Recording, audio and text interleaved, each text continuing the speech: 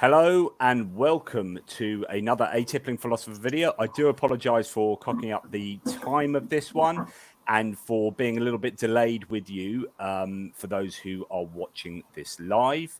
That was my fault for being absent-minded and forgetting to change the time back. Today, I'm really excited to be joined by a friend of mine who's also a psychologist. We've had some technical issues. His microphone's a bit hissy, so I do apologize about that. But the content of what he say will undoubtedly overcome those minor technical issues because the man is awesome. I've known him for quite a few years because we used to blog together on the Skeptic Inc. network, where I wrote before my previous place of writing at Pathos Non-Religious. And the reason why I'm so excited to speak to Dr. Caleb Lack tonight is because when you spend this long arguing about philosophy and the content of religion and all these kinds of things, it turns out that people don't really change their minds due to psychology. You don't convince someone out of a position. You don't rationally convince someone out of a position they didn't rationally convince themselves into. So psychology of religion, I'm coming to realize, is almost more important than philosophy and theology and all these arguments about whether God exists.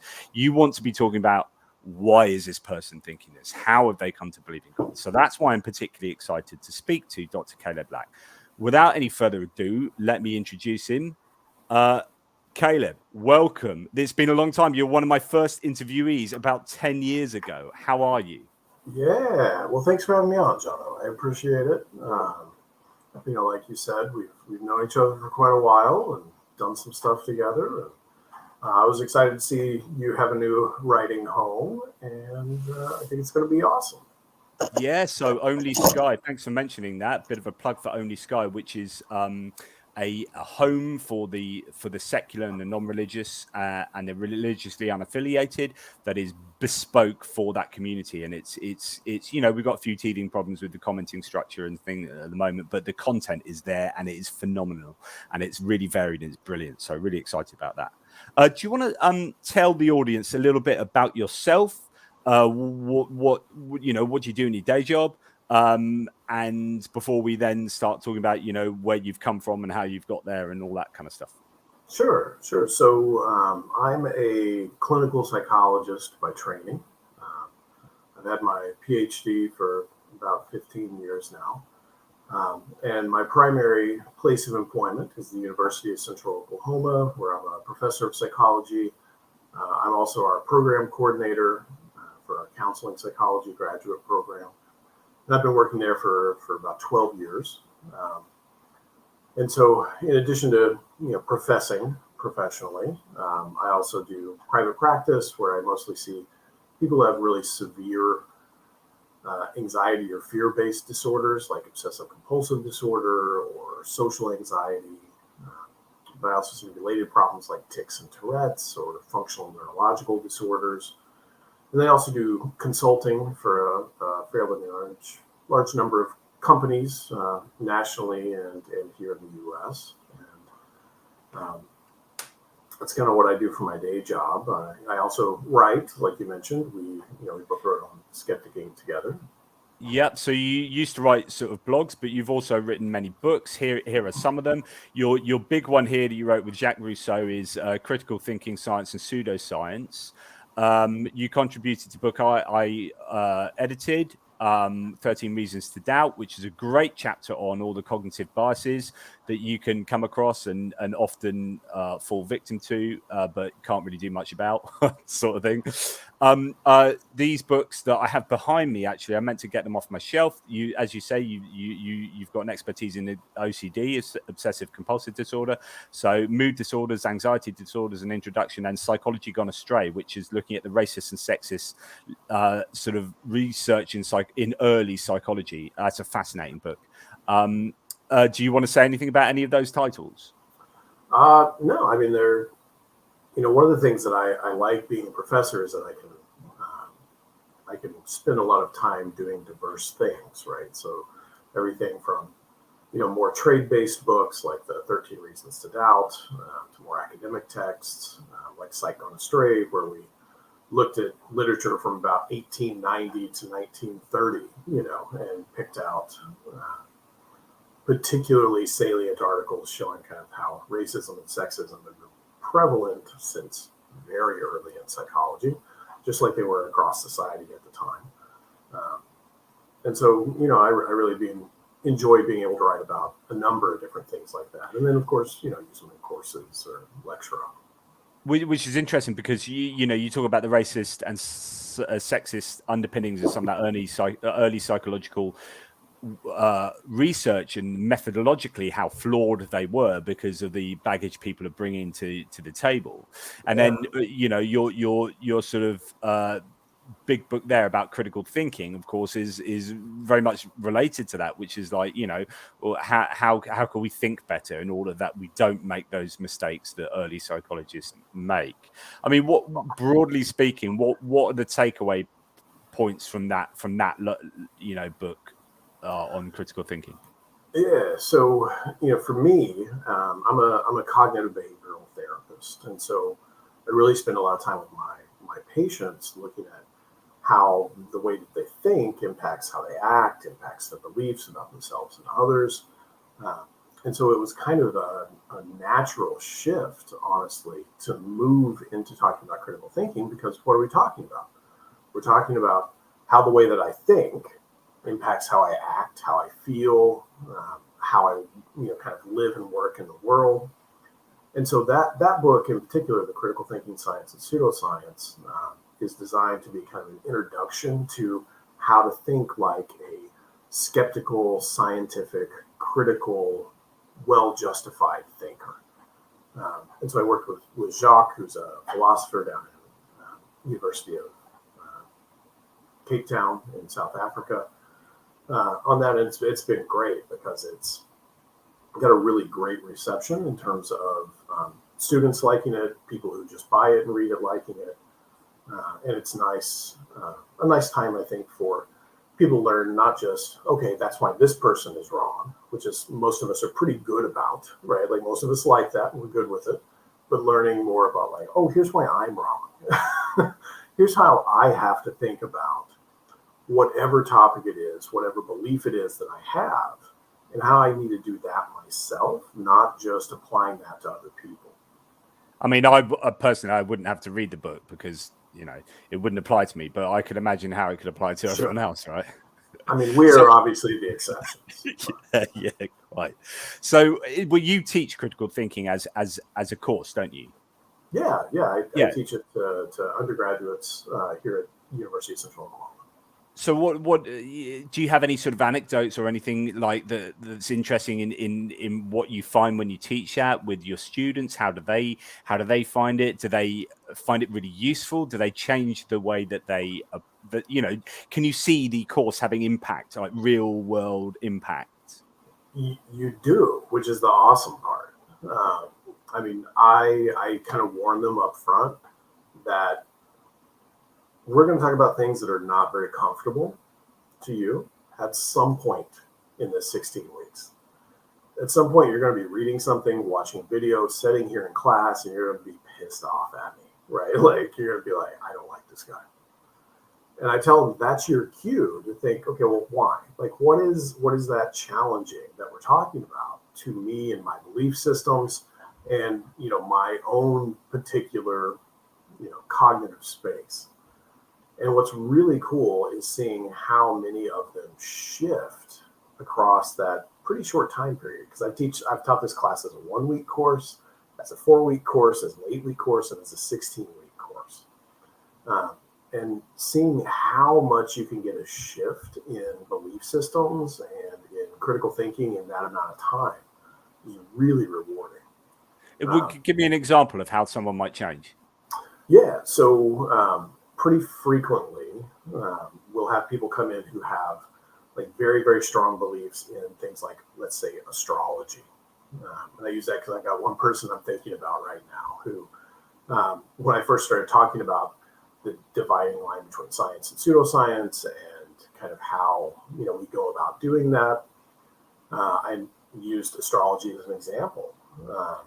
And I noticed, because I'm scanning the class, that her face was just like very angry, and she was just kind of thunderclouding up. And we take a break, and she leaves, and I can see that she has a huge Taurus tattoo on her calf. And she's obviously, like, astrology is a very important thing for her. She really pushed back for a couple of weeks on this whole idea of critical thinking about astrology, and was doing fine with some other realms, but like, no, this is my part of the term sacred cow, right? My Taurus that I'm not going to take too good of a look at. And the end of class, they have to do a self-reflection where they reflect back on everything across the class and what they've learned, what was the most important things. And her self-reflection included how very angry she was with me in class, talking about her astrological beliefs being complete and utter nonsense. And then how over the class, she now is like, that's not a thing. That's not a thing that I probably should have tattooed on me. And how she was having a lot of dissonance about that, between here's what I really strongly believed, here's everything I've been learning, I'm now learning to be a better critical thinker, and now I've got this giant bull tattooed on my leg. Oh no. And she had a lot of dissonance about it. Yeah, I mean, go ahead. No, I was just going to say cognitive dissonance. So for the listeners, that's when you have, you'll probably correct me on this, that's when you have a core belief and then evidence against that belief being true, and that creates disharmony in your mind, and that's called cognitive dissonance, because these are dissonance sort of phenomena. And so the brain undergoes something called cognitive dissonance reduction, which is how do you, it doesn't consciously think this, but your brain automatically tries to reduce that dissonance by different mechanisms. So either you just forget the contradictory evidence in some, you bury your head in the sand, you reject it outright. For example, young earth creationists might say, well, the Satan planted all the fossil evidence there. So that's how I get rid of the dissonance, and I can harmonize the evidence to fit with my core belief. Very rarely you will change your core belief, and this is the problem, right? Is that you will fight really hard to maintain your core belief, and your brain just does lots of wonderful things to reject or harmonize or do funky things with the evidence. Would that be fair to say? Yeah, very much. Because we naturally try to protect our beliefs, right? Like we engage in confirmation bias and all these other ways where what I believe is what I want to believe, and I'm going to try and keep believing that in spite of the evidence, not because of it, right? Yeah. So we see, I see things like that. I see people who frequently come in believing that vaccines cause autism, and then by the end of the class, they're like, I can't believe I was that dumb. And I'm like, well, it's not that you were that dumb; you were just that misinformed, right? And lots of other things like that. Which I suppose, like, how much of it is misinformation, or how much is it you being susceptible to that? I mean, obviously, I don't want to get on the whole free will debate, but the idea that, how much responsibility does an individual take for their own bad beliefs? And I suppose that's maybe an unanswerable question. Yeah. But for me, I mean, I think we should, right? Like, we should take responsibility for all of our beliefs, even if it's not I consciously arrived at this belief of my own choice. It's still I should be able to have a well-justified belief, right? So I should be able to actually back that up. And that's a big part of actually what we talk in the class about, is whether or not you can justify your beliefs. And, if you can't, does that mean that they're actually very valid? So let's go back to yourself and look at your beliefs. So what's your history? You're a skeptic, and you teach critical thinking and psychology.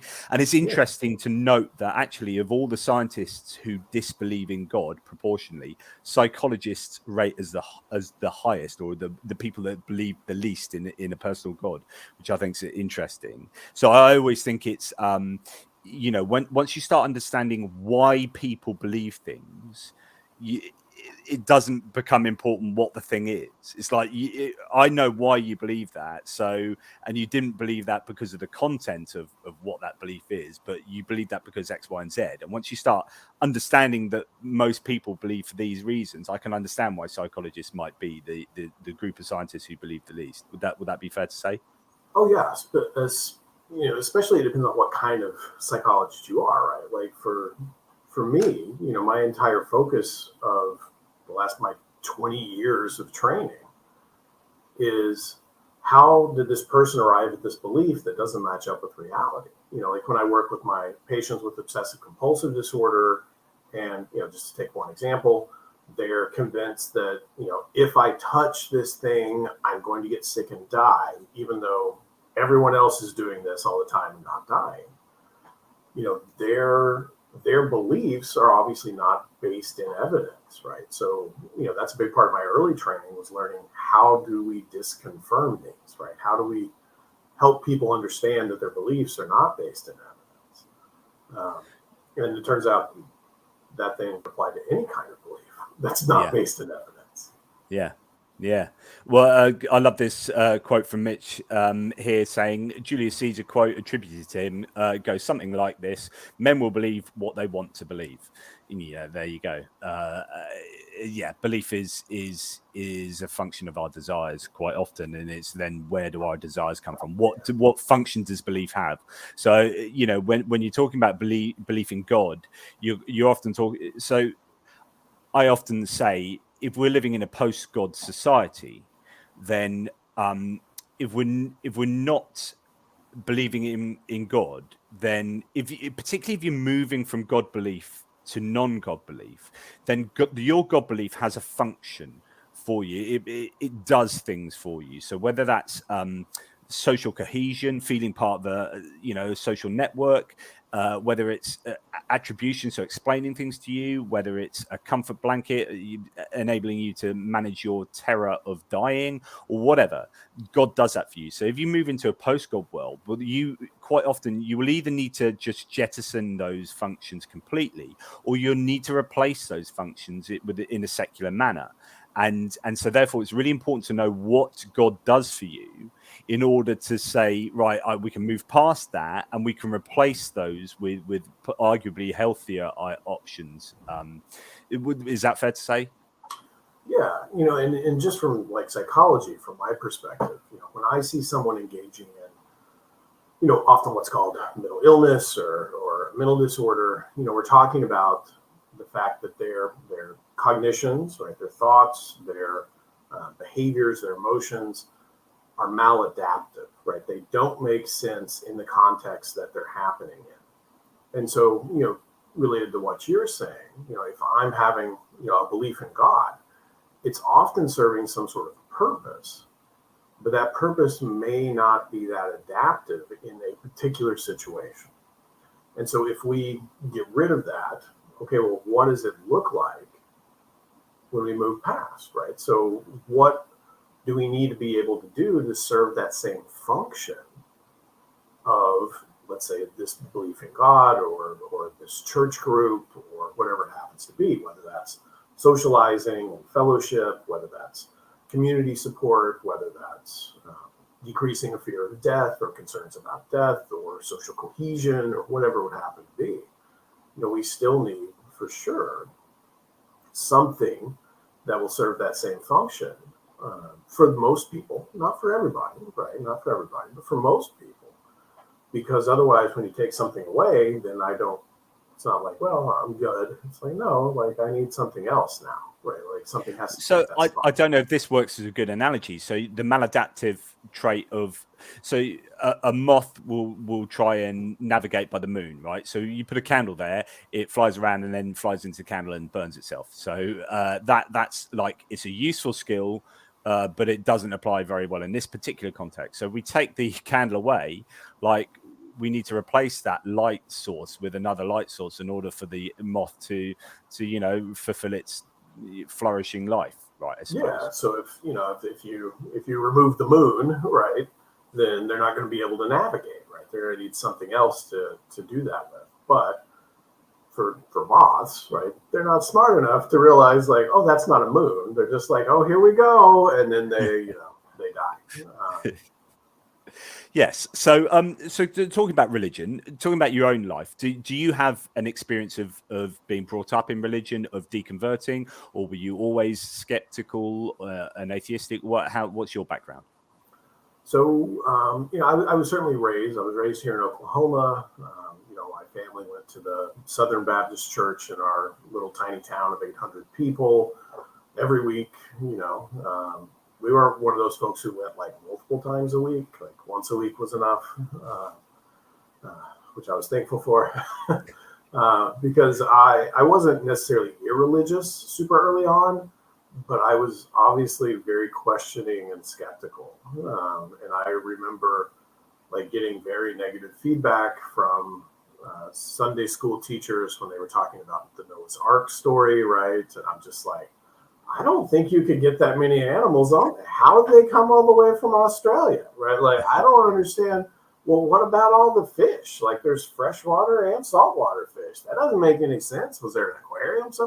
And the teacher basically just telling me not to ask questions anymore, and so next thing you'll be doing, you'll be going to university and you'll be learning too much stuff, and yeah.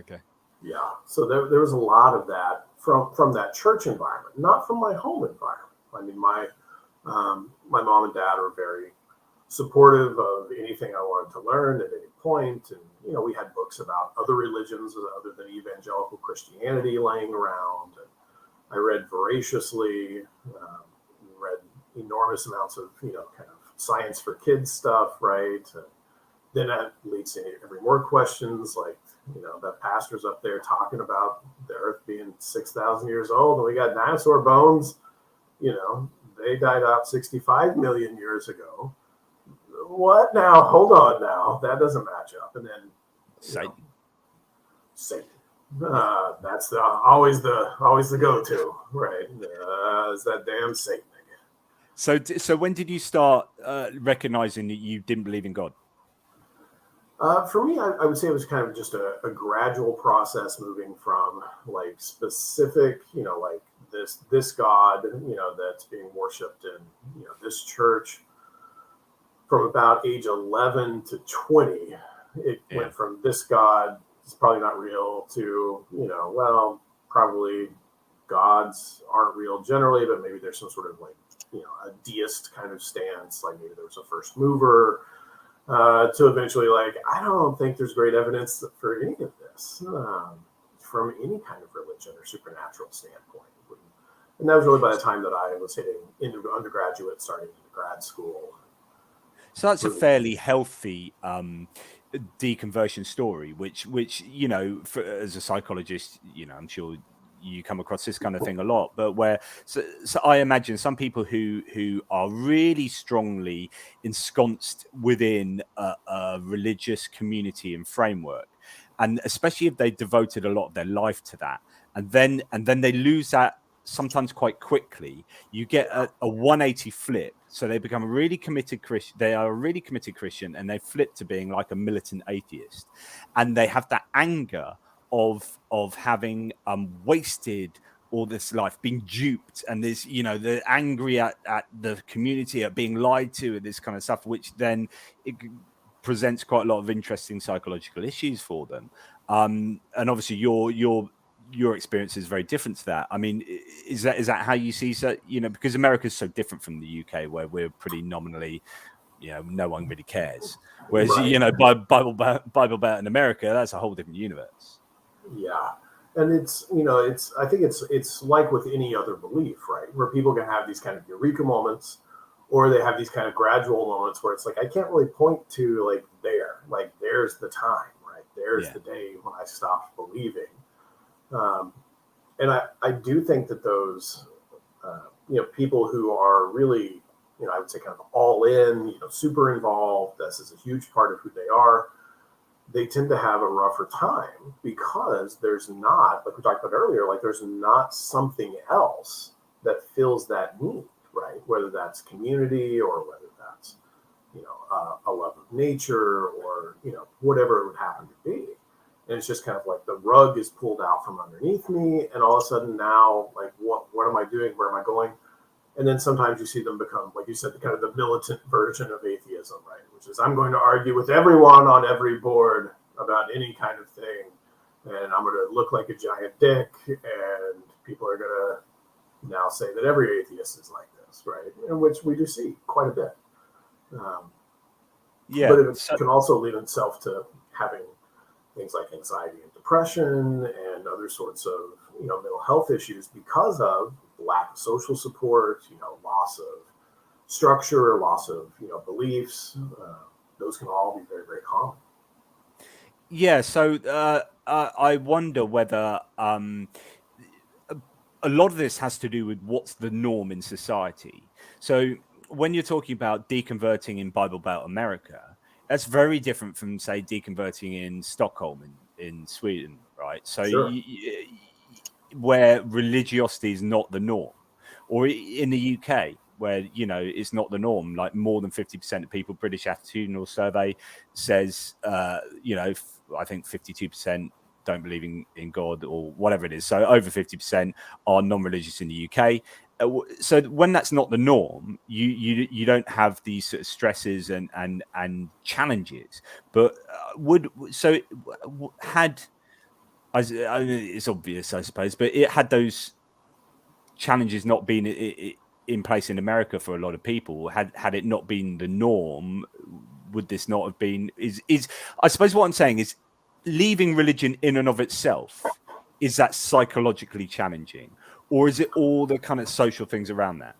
Yeah, I think it's more of everything that happens around it, because it's not so much that becoming non-religious is inherently stressful. Like I didn't experience any stress across my decade plus, 15 years plus, right? It's more of what happens when you are that, right? So I've worked with large numbers of pastors and other religious figures who, that was their life. And then now it's gone, right? There's nothing there for them that they used to have, which can result in obviously high amounts of stress, high amounts of. Well, I suppose for someone like a pastor, that every week they're getting up and there's some kind of adulation, isn't there? Where you're standing up and you're delivering. It's very much a performance. And it's almost like being a sort of mini rock star in a way. So you're getting up, any kind of an actor. You're getting up, you're performing, you have your flock. They are giving you some kind of adulation. They're worshipping God through you. You are a conduit. And then if you reject that and then suddenly don't believe, then actually you're also not going to get that every Sunday or multiple times a week, which I can imagine is quite a big challenge. Yeah, well, especially from the kind of the social support aspect, right? Like I was an important figure, like people respected me for this or that, and now I don't believe any of that, and they probably don't like me now, and they're upset about me and angry at me. There's a lot of problems that can come from that. But again, it depends on the atmosphere that you're in. Right? So if I'm on the East Coast or the Northeast part of the United States, it's totally normal to not be religious, right? Like that's more of oh, you're really religious? Okay, sure. As opposed to here in the center or in the deep South, where that is the norm. It's conversations when you meet someone. A lot of times they're like, well, what church do you go to? As opposed to, what music do you like? Or what do you do? It's associating you that way. Yeah, it's really interesting how that's such a different thing in America, where that question, it would just never ever be one of the not in the top 100 questions unless you already knew that person was a Christian and you were a Christian as well. You would just that question just doesn't exist. Yeah. And there are just it's interesting. One thinks that America and Britain are so similar in many ways because we share a language and a kind of a sort of connected history. But actually, and culturally we appear fairly similar in so many ways. But actually, there's a vast chasm of difference in some of these things, particularly with the role of religion and church in society. But Yeah, and that's, I mean, partially that's just due to the sheer number of people, right? So, we've got 350 million people here in the U.S. spread across the entire continent, and we have, more diversity within the U.S. than necessarily people think, right? And they go, oh, the U.S. And it's like, no, what part of the U.S.? Yeah. And even what part of the U.S., right? Yeah. Like if oh, you're from Texas, I assume this. Well, maybe I'm from Austin, right? Which is a very liberal city within this greater, very conservative Texas. And this is where you get onto the connection of urban and rural as well, For sure. Which is what you're saying. Yeah. So, what experience have you had in working with people who have deconverted? Is that something you've had any experience in working with? Yeah, quite a lot. So I actually, from 2013 to 2020, was in various kinds of leadership positions in the Secular Therapy Project, which your listeners and watchers may or may not be familiar with, but it's a part of the work that Daryl Ray has done, where he started this basically to help people who are non-religious connect to therapists who were also non-religious, because it turns out, and we've got research actually that just came out and was published last year, showing that very, very significant numbers of the non-religious here in the United States have been proselytized to in therapy, or been, told that the reason they were having depression or anxiety is because they weren't religious. And so we started that, or he started that in 2012. I came on board in, I think, 2013. I was the director of it from 2016 to 2020, where we started growing across the world, in most of the English-speaking world. And so as part of that, obviously, I've become known for and treat folks who have that kind of issue. You can sort of see there, mostly we're here in the U.S., obviously, and quite a few folks in Canada too. But a big part of a lot of this is people struggling with their deconversion process, particularly in highly religious areas. If I deconvert and I look around and I don't see anybody else like me, or I'm being stigmatized, I'm being, talked badly about, ignored in the family, kicked out of my family, losing my job because of my non-religion, that can lead to huge amounts of stress and then mental health difficulties. Yeah, definitely. I mean, it's just, again, the gulf between America and UK is big in that respect, because, just wouldn't really happen over here. I would assume a large part of CBT, so that's cognitive behavior therapy, for those are to increase their awareness of locus of control. I don't know if that means anything to you. Yeah, so locus of control is basically like how much I feel like things are under my control versus outside of my control. So people who have a really high, what they call internal locus of control, think that like my actions, like the choices I make, will have an impact on the world around me. Whereas folks who have low locus of control, we see that in a lot of folks who are depressed, who think like, well, it doesn't matter what I do, nothing's going to make me feel better, nothing's going to go well. So a lot of the work in that deconversion process is obviously specific to the problems that bring them in. But some common themes that kind of come up is isolation, being excluded from something that they used to be a part of, whether that's a church, whether that's a family, whether that's a friend group, and kind of how to deal with that and problem solve and move forward from that. But we also see folks who have, just trauma, like just straight up trauma from abusive religious situations. I've treated, I can't even tell you how many people who have had, post-traumatic stress disorder as a result of the church that they grew up in. And whether that was emotionally abusive or neglectful, or physically abusive, or both of those. I've treated people who have undergone, half a dozen exorcisms by the time they got to be 18 because they had something like obsessive compulsive disorder. And the religious kind of atmosphere they grew up in was that, well, it must be a demon that's controlling you, so we'll do exorcisms. And then they escaped that situation, and it turns out, of course, it wasn't demons, and we have to deal with that. So there's which will act to compound the actual problem, it makes it much even worse, more. Of course, yeah, much worse. And that's honestly what most of these kinds of highly controlling, aversive control religions do, is they make things worse, right?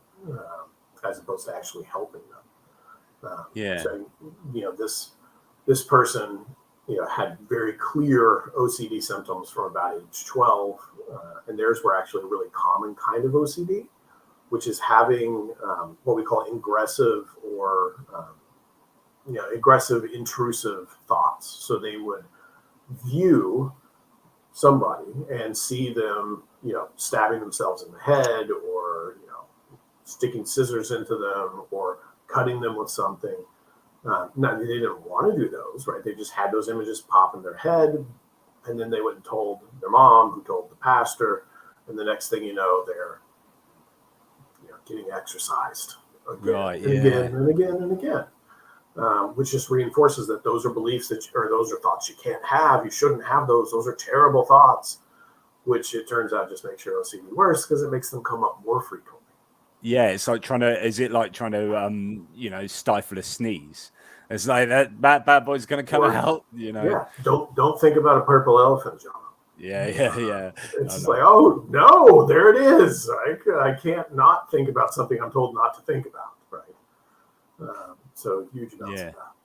So if you were beginning to start on a journey into deconversion, so say you're in a let's pick a fairly worst case scenario, like real Bible Belt America and like hardcore religious upbringing, what would be your advice to someone that's starting on that journey? If you could as a psychologist step in there and say, oh, by the way, you need to think about this and this, or think about doing this, what would be an idea? What would be the best thing for someone to think about? I think there'd be two major themes that I would encourage them to kind of work on. One would be building up a social network that's supportive of who you are. Just like, for example, when we have people come out as lesbian or gay or trans, and if they're not in an environment where that's supported, like, they're going to have a whole lot of stress. It's the same thing when you are non-religious, right? So work on finding those people. And one of the wonderful things about the internet, there's a lot of terrible things, obviously, but one of the wonderful things is that you can do that so easily now. When you and I were growing up, I read every dang book in my small town library, and there was nothing in there about non-theism, right? There was nothing about that. I couldn't in any way, access that information. But now all it takes is, I just pull out my phone and I can look at atheists, or go onto Facebook and find an atheist group, right? Or, a skeptics group, or whatever it is. So one is building up a social network before having some sort of blowout where you completely lose the social network you have in place.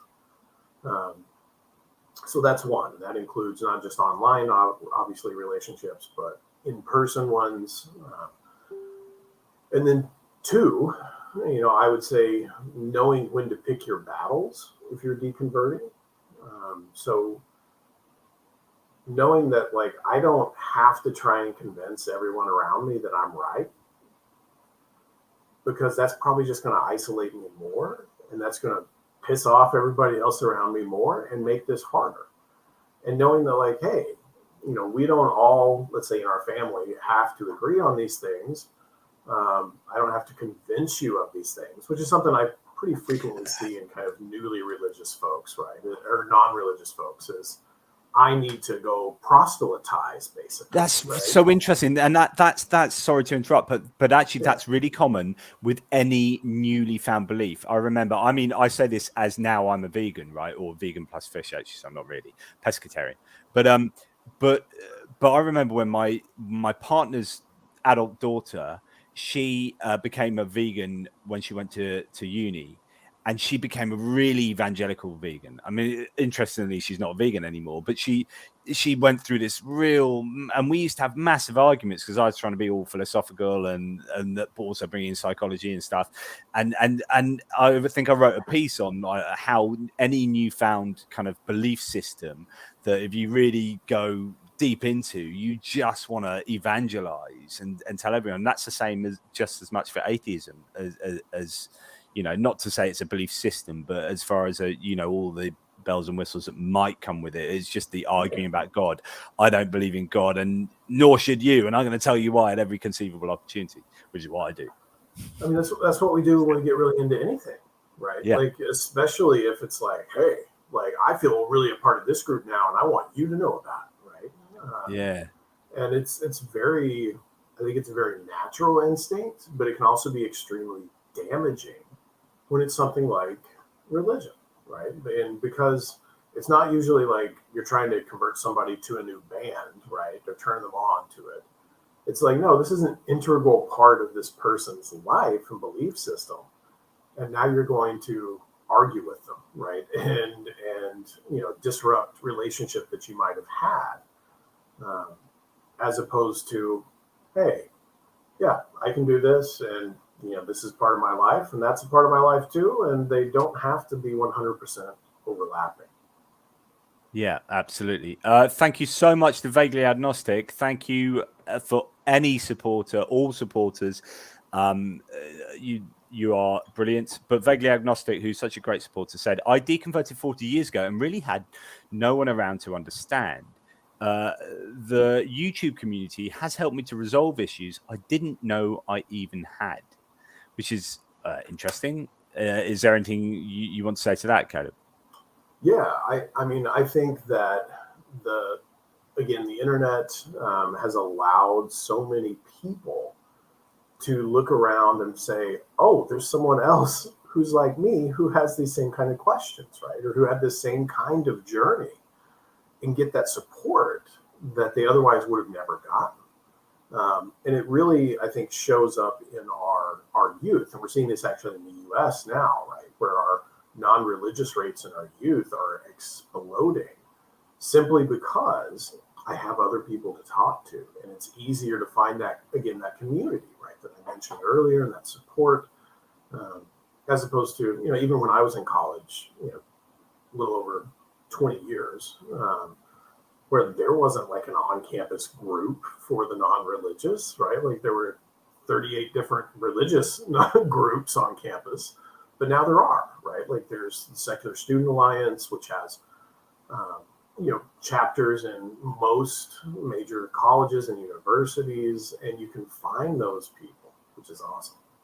Yeah, it's brilliant, and so it's wonderful, that support network is there. And by support, I mean just literally other people existing that you can talk to about stuff. And because at the end of the day, life is about your social interactions. It's not just about that, but it's a hugely important part of how we exist. And so many of us now can exist. I can get a large majority of my social needs from sitting in this study, right? Just like talking to people around the world about the stuff that I want to talk about, like literally what we're doing now, right? This is like 100%. fulfilling like at least 50% of my weekly social needs. and so, you're just like, but the fact that the internet can connect you to these people that are your people, and that you can identify with is obviously great for your self-esteem, for believing that you're part of the community, for that being part of an in-group or whatever. Yeah, so absolutely, the internet, as you say, has done some wonderful things. But then the other thing is, you as a critical thinker, teacher of critical thinking, is that the internet is also somewhere where you can pick and choose your beliefs and then just go and post hoc rationalize it, which means to say that I'm going to choose this belief, like astrology, and I'm going to go out there and find all the evidence, flat earth, that supports my worldview in that confirmation bias sort of way. What would you, right, you're a teacher of critical thinking. What would you say to someone who's just about to start on that journey? What's your best advice? So the best advice that I have for anybody, going online is that you don't just look at what you want to look at, and you don't just read what you want to read, right? Like, for me, I'm a socially liberal, non-theistic, person stuck in the Bible Belt. And so what do? Well, I don't just read things that are going to confirm me, right? I also read a lot of information that could potentially be disconfirming. So I'll read from our more conservative news sources, right? And I'll read information written by people who are not like me, right? Highly religious people of different minority status. And the reason for that is it helps to, I think, expand your view of what is actually out there as opposed to contract it. Now, that doesn't mean that I agree with all these things that I read, but it at least gives me a chance to see what are other people thinking out there. Like, what are they saying? What's the evidence that they're putting forward to support this or that particular kind of belief? And I think that's crucial for all of us to do. And the polarization that can happen with the internet in terms of your beliefs and what information you're getting fed via various kinds of algorithms. What that does is that just shifts you further and further and further away from being able to communicate with other people who you may not necessarily see eye to eye with, but at least maybe we can start seeing from each other's point of view. And obviously things like social media push us away from that. And so you have to be very deliberate in that, kind of popping what we call your filter bubble, so that you're able to see and realize that, oh yeah, not everybody thinks just like me. Yeah, and we all do live in echo bubbles, echo chambers and bubbles. Yeah, I know on Facebook that my friendship group is going to naturally be largely people who think like me, apart from like friends you've had throughout your life who sometimes go in diverse directions, and you have that connection to them of a shared kind of upbringing and whatnot. So that's quite interesting. But people you choose to bring in later or come to follow you because you are an outspoken atheist or whatever, like you end up just generating like hundreds and hundreds of people who are like, completely aligned with you in virtually all aspects of your worldview, and that's obviously never going to challenge you, is it? And no, it won't. And if you're never challenged, then that never gives you an opportunity to kind of stop and reevaluate your own beliefs, right? Which is something I think as critical thinkers we should all be doing fairly regularly, right? Like, oh yeah, here's something I believe. Wait, do I have good evidence for that or not? Like what's the other options? Like, is there something else here that I should be thinking about? What's the last thing that you threw off like that? What is there something you can remember recently that you've like actually no? Good question. Good question. I don't know. I think a lot. I spend a lot of time trying to evaluate things like that all the time, and so it's hard for me to point to like here's a specific thing where I was like, well, I was obviously dead wrong on that. That's stupid. Because you already have got rid of all those crazy beliefs years ago. Trying all the time, honestly. I mean, I think certainly, when we see different kinds of social movements or progressive movements, I mean, I'm very socially liberal. Here might be an example. I'm going to interrupt you. Sorry. Here might be a good example, because I find this quite a lot when there's someone famous that you really like, and then they go and say like nuts things, and then you're like, oh, I've got to reevaluate my entire like understanding of who I thought they were. And it could be like if you're a really big Joe Rogan fan or a really big Neil Young fan, and they've said, Meatloaf recently, everyone, like when Meatloaf died, everyone's like, oh, it's really terrible. And then as the day went on, it started coming out. It's like, oh, it turns out he had COVID. Oh, that's terrible. Oh, it turns out he was a sort of an anti-vaxxer. Oh, okay. Oh, it turns out he was anti-masker. Yeah. And then you're like, oh, yeah, all those things I said, about Meatloaf earlier. I'm thinking, okay, well, I don't know how I think now. And people are interesting with your views, these ideas that you make up of people and then quite often you project your own worldview views onto them. I like them. I love their music. I love what they say. Therefore, they must think like me. And then as soon as you find out they don't think like you, you're like, oh dear, I'm not sure. You're like, oh, maybe I don't need to support them anymore. Yeah. Yeah, I mean, I've certainly have had that. Like, Meatloaf's a good example. Not that I'm a huge Meatloaf fan, but it was like, oh, that's sad. Oh, wait, he's basically responsible for it. Like, okay, well, shit. Yeah. Okay, as opposed to feeling nearly as upset or sad about that. Yeah. I will say one that I can kind of think of is, I generally like to think that people are caring and care about other humans and are, just kind of baseline fairly good. And there's been so much in the last 5 years, 6 years here in the US where huge swaths of people have come out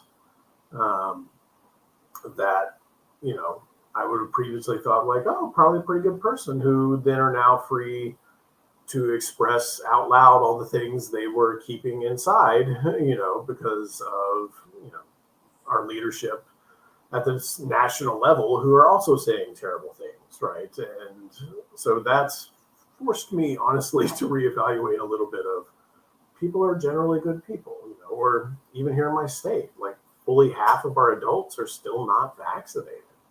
Because of not being a good, in line with the evidence kind of person. Yeah, and it's interesting. We start getting onto morality here. I wrote a piece some time ago saying, God, it turns out that most people aren't very nice. Like, and what I know, I was trying to investigate what it means to be nice. So I've got members of my extended family on both sides who are actually like fervent, fairly extreme right wingers, right? Which, viewers, you might be of all particular persuade, whatever, but I'm pretty lefty at the moment, and they are really opposite, and actually they can say some really egregious things, right? That's morally problematic, and yet in other contexts they are the most loving and generous people with their time and stuff. And it's all about who's in the in group and who's in the out group.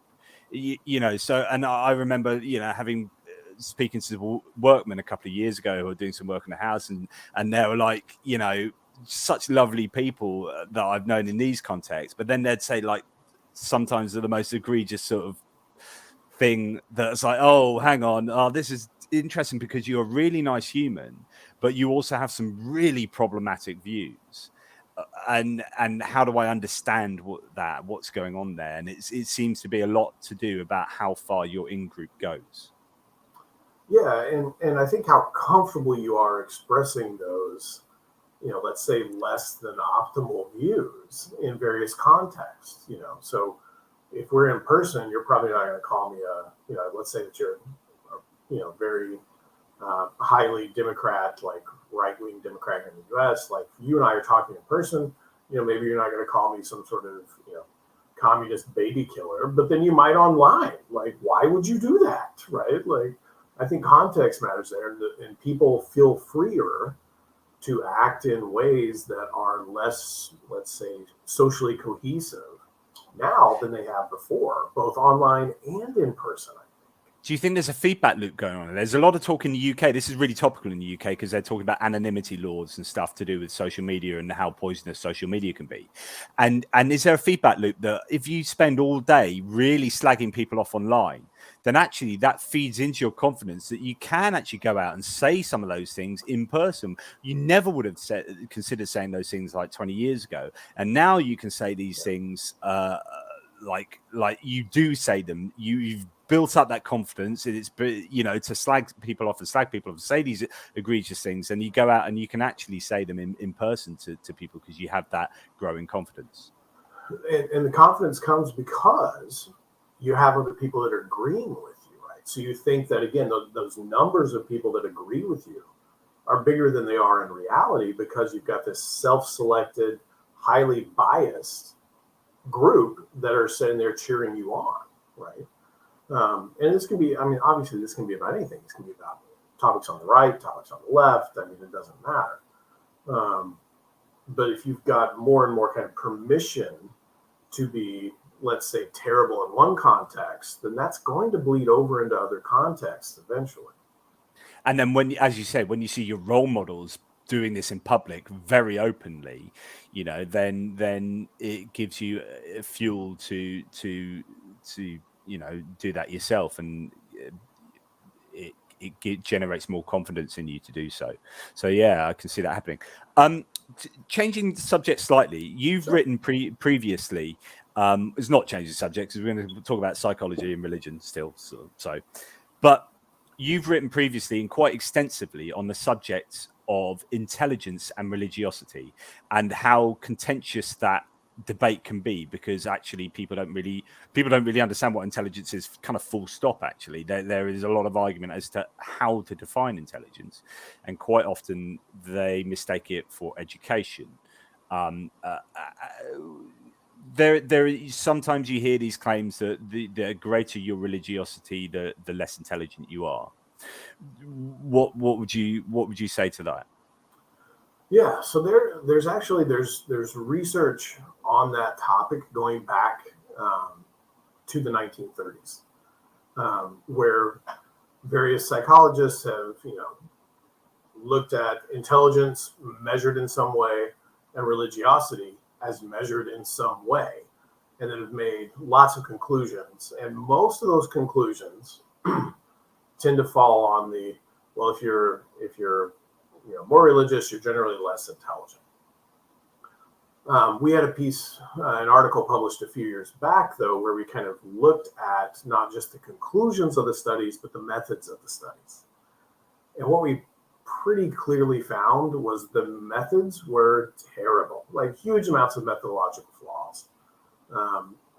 Some of the studies, for example, would estimate intelligence based on something that's only kind of like a splinter of a piece of intelligence, right?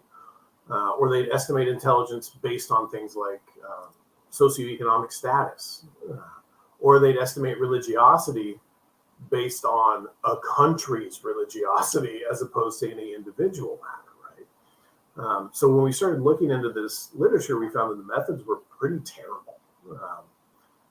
And what most of them had not done was directly measure using our kind of standardized intelligence tests, which, have problems for sure, but they're kind of like, well, it's the best we have right now.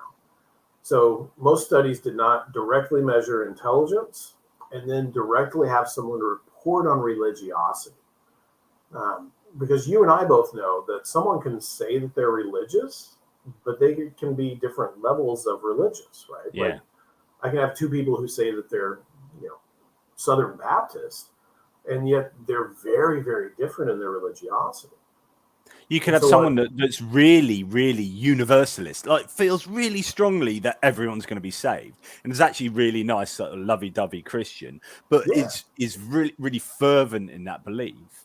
And you can have someone who's fervent in just an utterly different way, but that also, that fervency could be, if that's even a noun, can be like translating, this guy goes to church like 3 times a day, so it's about religious attendance, whereas this person is very much a personal, I do it from home, and it's all about, I mean, it's hugely all consuming, but I'm not going to any kind of organized sort of church exactly. And so when you don't look at those kinds of variables, you can really get muddy data, or data that looks one way, but in reality is something different.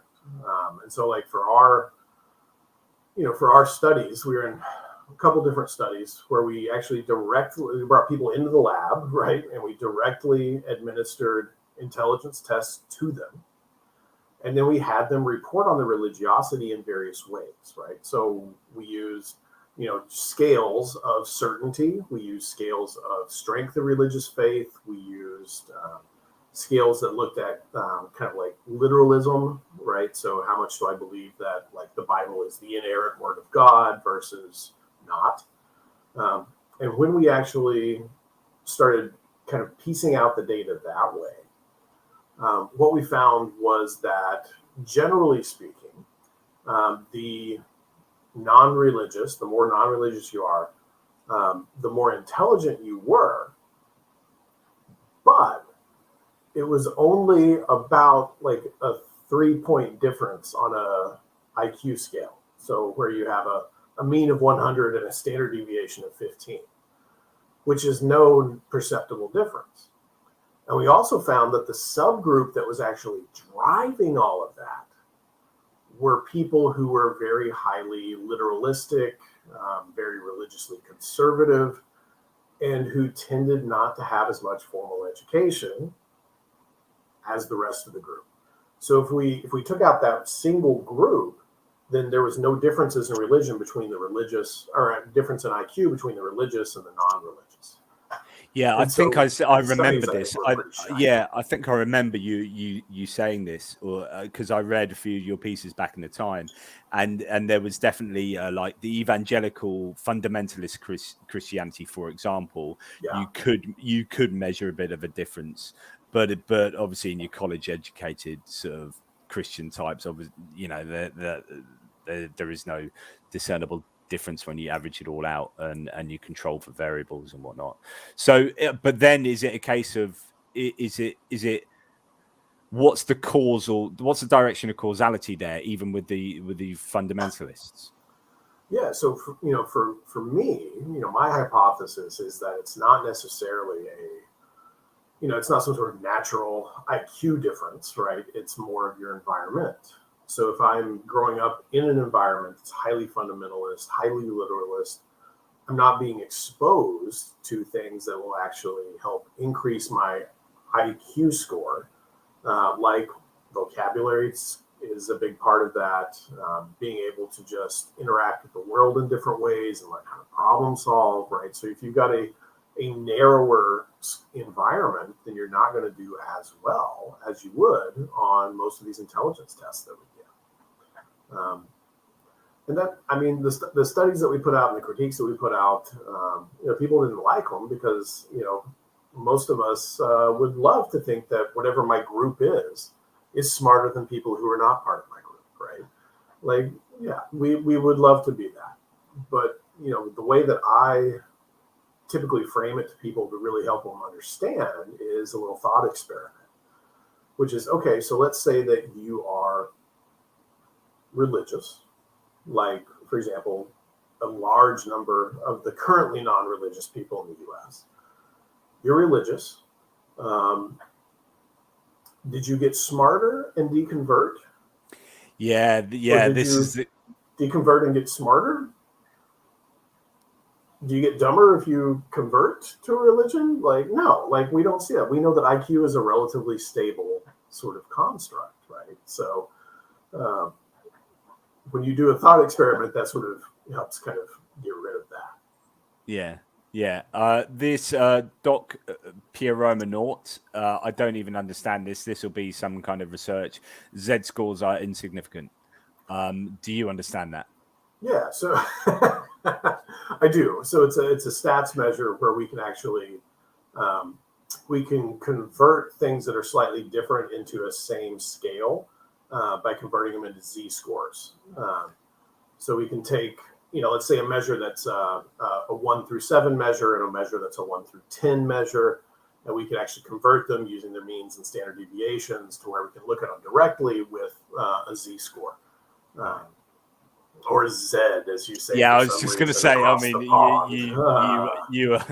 mean, you're wrong on several counts, but and I just want to throw in another question because I like to challenge you, Caleb. Sure, please. I'm not sure, Caleb. Have you researched neuromodulation like TMS that is able to elicit religious experience, perhaps use an inhibitory protocol as a prophylactic and treat comorbidities? You might need to translate that to the general viewer here. Sure. So TMS, first of all, stands for transcranial magnetic stimulation. And the R in this case is for repetitive, is what that is. So instead of a single pulse, it would be multiple pulses, usually very, very quickly. Which And we've interestingly, used, just to interrupt, interestingly, TMS can be shown to change your moral judgments. I mean, that's how wonderful, you know, if you talk about free will and stuff, oh, we make sort of rational decisions all the time. Well, actually, you can change someone's moral judgment by giving them TMS. But anyway, carry on. yeah. So we've used TMS clinically for about 20 years now. So the first indications were actually with depression, where we would do what's called repetitive TMS over basically the entire neocortex, but it didn't go very far, right? So it was pretty low level in terms of piercing, or how far it went into the brain. We've been doing that for a long time with depression. We have also recently been able to develop TMS for different kinds of problems. So I actually, one of my big companies that I consult for is called Brainsway, and they manufacture TMS devices and are kind of on the leading edge of research in this area. So I train their providers on how to treat OCD with TMS. And theirs is called dTMS, which is deep TMS.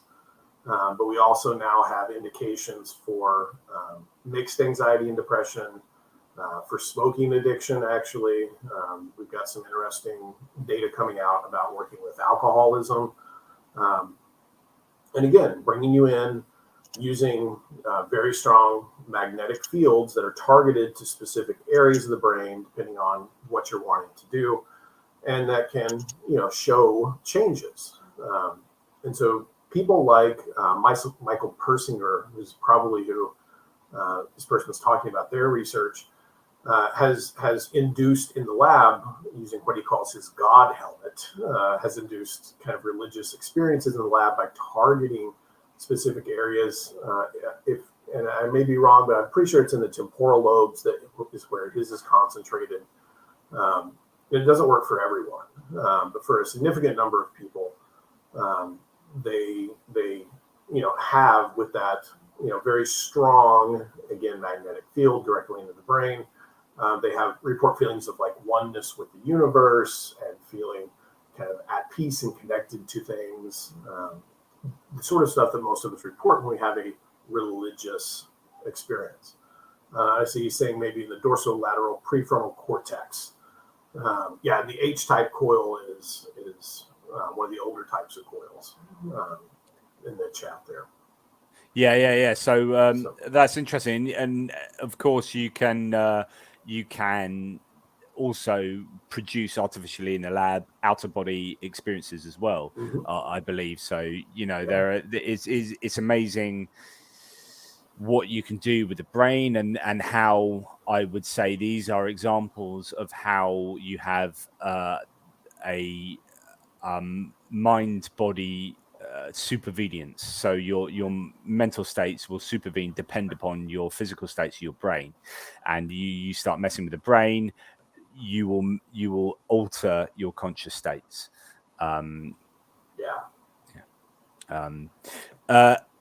Sorry, you're getting some random. Can you explain? This is like this is like being teaching again.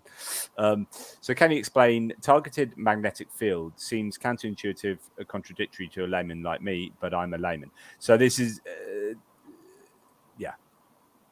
So sure.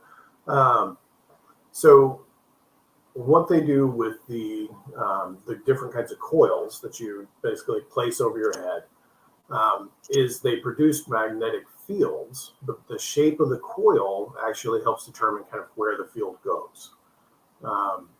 So if I think Doc Paleronot mentioned the H coils, and that refers to actually the shape of the coils inside the helmets that you use to do the stimulation. And there are others that now have been invented to target different areas of the brain. Instead of the prefrontal cortex or the neocortex, they go deeper. Like with our OCD treatment, we actually target the anterior cingulate cortex, is what we target there. And the shape of those coils, when you turn them on, changes what the field does, right? So instead of, you think of a magnet having just kind of a field where it's like, oh, well, it's pretty even or pretty normalized across time.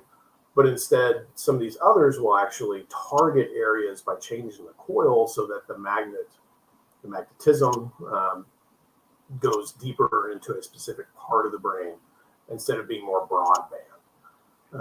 So that's kind of a basic explanation. What are you telling me that in 5 years' time we can de-religionize people? So that's a good question. So most of our current kind of, I would say, hypotheses and data point to the fact that what the neuromodulation does is it basically helps you develop new neural pathways easier in those specific areas of the brain. So like we use it for, like with OCD, for example, where people have had these kind of repetitive thoughts and repetitive compulsive behaviors for years to decades. The analogy I use is it's like driving down a rutted road, like a country lane, right? Where people have driven over and over and over in the same area. And it's kind of hard to get out of those ruts. Like they're deep, right? So it's easier to just drive and follow the ruts. And what this does is it helps you to get up and out of those ruts easier, changing those neural pathways, which in turn are changing your cognitions and then subsequently your behaviors. So obviously you would still need to do an awful lot of you need to stimulate those pathways to be created in the first place. In other words, you need to do whatever behavioral therapy or introduce them to new ideas and new experiences in order to create those. You can't just zap someone's brain and go, and there you go. And done. Like, no, that would be awesome. That would be awesome if we could. And it would. That's why Vaguely Agnostic says, have the TSA do it at the airports. So you just go through these scanners. Like, right, take your wallet and take your belt off, and I go through it, and oh my goodness, I'm now Mormon. The problem is you'd have to do it for 16 to 20 minutes every day for like 4 to 6 weeks. So that's a lot of a lot of standing there with your arms up, with your belt off. So yes. So do you still do research now? Like I don't do as much.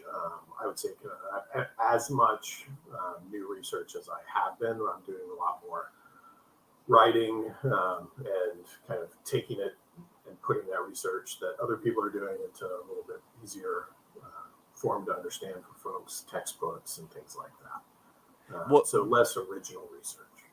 What's the most interesting sort of work you've been involved in involving religiosity or religious people, deconversion?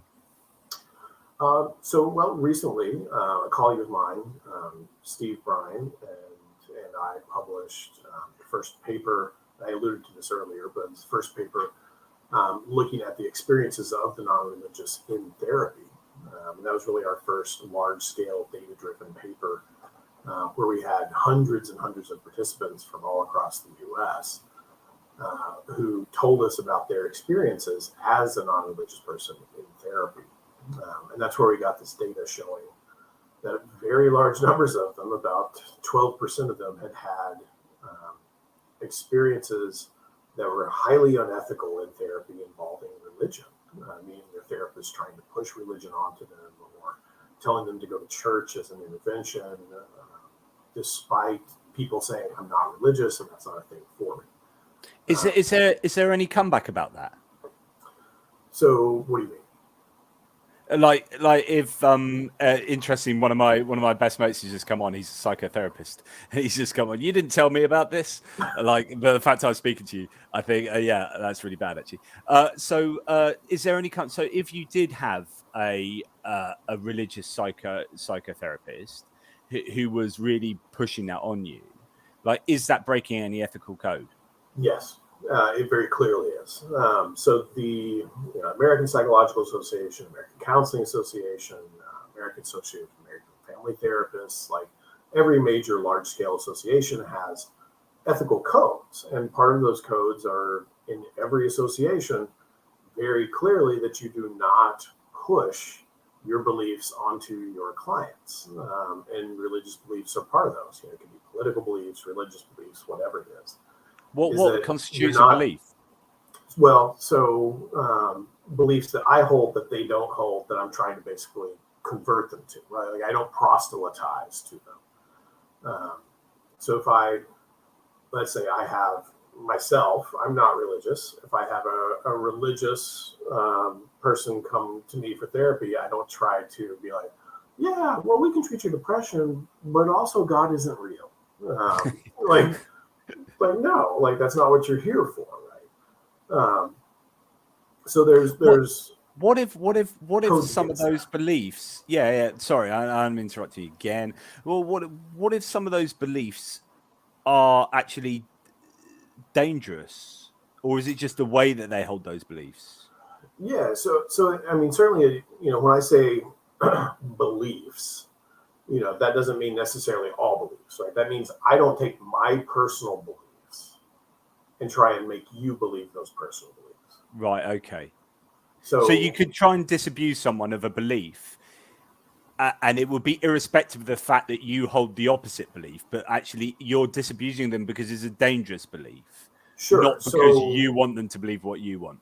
Yeah. So I'll give you an example from some of my work with people with OCD, right? So I pretty frequently treat people who have religious-based OCD, right, where they're praying excessively, to such a degree that it is causing disruption to their family, their school, their life, their marriage, etc.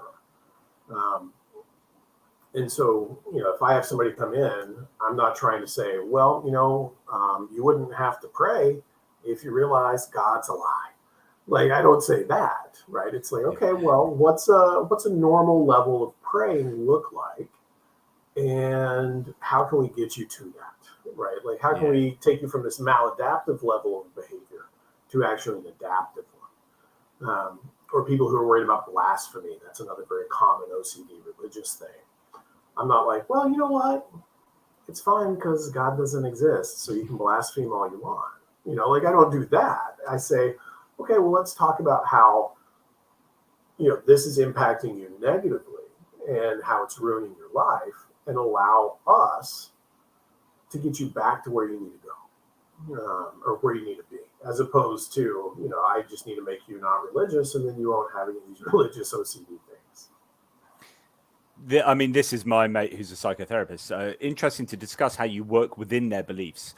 I would work not to correct, but helping them Socratically. So that means, I presume, using the Socratic dialectic, which is to question them rather than tell them an answer that you want them to release their kind of understanding by answering your questions, to explore their beliefs, how workable they are, and do they align with their values.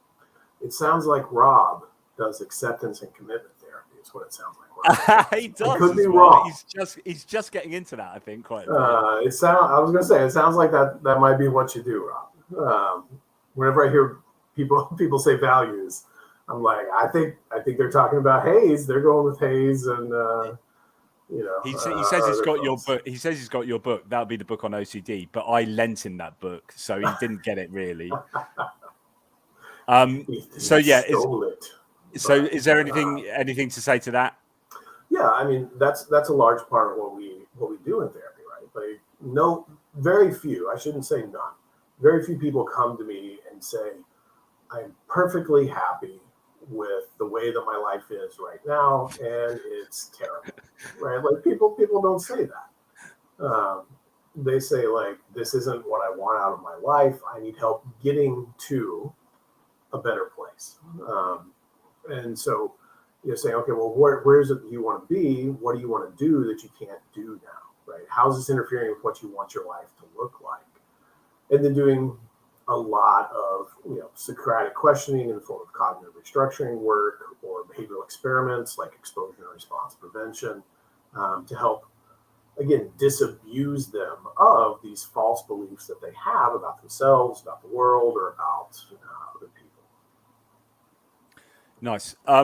Thank you very much to Satan for another $6.66. Always a pleasure to get the 666. the number of the beast. I have been really enjoying your channel, Jonathan. Keep it up. Well, thank you very much for dropping by, and thanks for supporting. It's massively important. I really do appreciate that. Yes. So, is there anything else with regard to where we were? So you were talking about your experience in finding out about non-religious people getting pressured by religious psychotherapists. Yeah. Did you want to just finish that? Because I did interrupt you and went off on No, one you're about fine. stuff. You're fine. Kind of the big takeaway from that is that this is something we really need to make sure that programs are training people in, and making sure that they respect not just things like, oh, this person is gay, I'm not going to try and convert them to be not gay, but also things like, oh, this person's not religious, I should respect that, right? As opposed to I should see that as the problem. So we've done, a fair number now of like workshops on this, and getting publications on this and writing on this in order to really get that out there and make people more aware that this is a problem that needs to be addressed in your training programs first, and then also that if a therapist does this to you, that's something you can report them to their licensing board, right? Because that's a clear violation of these ethical codes. And so, giving people that knowledge that that's something you could do. But is there not a connection here to the 12-step program with trying to help alcoholics? So in America, the 12-step program is the AA, the Alcoholics Anonymous sort of program to get you out of alcoholism. We don't have a similar. Well, it's not the 12-step program over here. There's a whole different whatever. But in America, that's broadly sort of religious as a program, as in and I always think that that's really problematic. Is that not similar? It's very similar, and it's highly problematic from my point of view. But those aren't being led usually by therapists; they're peer led, right? Yeah. So it's just like a community support thing, as opposed to I'm a therapist practicing this and trying to make you do X or Y or have this or that belief. And so you can't, it's not something where it's like, oh, you have an ethical code that you're practicing. No, you're just some schmuck that got roped into this cult, and now you're roping other people in, for the most part. Yeah. So talking about, if growing irreligion in America, in particular, what and this may not be your area of expertise, but what do you think one of the biggest driving forces of that is at the moment, and what do you think the challenges are for a greater acceptance of non-religion in America? I mean, I'll answer them in reverse. I think the biggest challenge is how many still negative stigmas are attached to being non-religious here in the States. And we've got some pretty clear data that the non-religious are still one of the few groups where many people feel very comfortable being openly disrespectful and making laws against them in a very open manner. Just in general, like dated, like who would you least like to have as president? President, date my daughter, stuff like that, where it's like, oh yeah, a lot of people in America don't like Muslims, but they really don't like atheists, right? It's like, oh, so any religion is better than non-religion, right? For a lot of religious folks, even if it's the wrong one. So that stigma is still there across large swaths. Again, not all of the U.S., but large swaths of the U.S. So that's kind of the biggest aspect with like coming out, being open about that. But the biggest driver of the growing irreligiosity is the youth. It's the under 35s, where we're seeing 35+% of those folks in the U.S. saying I'm not religious, compared to like 1 to 2% of our over 65s. So what's driving their growth? So I think it's the internet primarily, honestly. And it's the ease of access of information compared to any prior generation. For me, I didn't have the internet easily accessible to me until I went to college, right? And no one in my town did. Like my parents didn't even have like cable television until after I went to college, right? There were like 700 books in the whole library, and none of them dealt with anything regarding critical thinking or religion. But now I can hop on Wikipedia and spend hours rabbit holing different aspects of that and come up with some really great information, let alone go on YouTube, right? And all of a sudden now I've got these lectures by these incredible people that I can see. And then also like me and you, right? Yeah. So I thought you were going to include us in that, but obviously not. No. So I think it's that access to information, though, right? Because I can do it from my bedroom in private, and think about these questions or hear other people talk about these where previously I wouldn't be able to. And I think you put that together with a moral movement within society. So I think like homosexuality is an interesting one, where there's this growing moral acceptance, societal acceptance of homosexuality, to the point where young people then get to a position where, and I say this because I've spoken to a number of, in fact, one of the deconversion accounts in the book I edited, Beyond an Absence of Faith, was a guy that was like hardcore religious but knew two gay people who were sort of in a relationship. I don't know if they were sort of married or civil partnership or whatever, but these men had such a wonderful relationship together, and he was like looking at them going, well, they are going to burn in hell, and he couldn't like reconcile these two. I did that cognitive dissonance again, but he resolved it in actually saying, well, God can't be sanctioning that these two people are going to go to hell forever. So there has to be something wrong with that, because these two are the two nicest. This is the nicest couple, I think he says in it, but nicest couple I know, and so that can't be right. So I think that whether there's also all the information, but also you see a lot of people. Young people rejecting religion because it doesn't accord with what they understand as the morality, modern morality. Would that be fair? Yeah, and I think it's very true for sure. And I would say a lot of that though goes back to that ease of information, right? Like now I can see examples of someone who I see as an upstanding moral person better and easier than I could maybe in my smaller community that I would have never had that chance to. Because now I can watch Schitt's Creek on Netflix. Right, exactly. Yeah. It's like, I like those people. Oh, wait, do I like those people? Yeah. I like those people? It's funny. No, it's not funny. It can't be funny. It's yeah. fun. Oh, no. Yeah.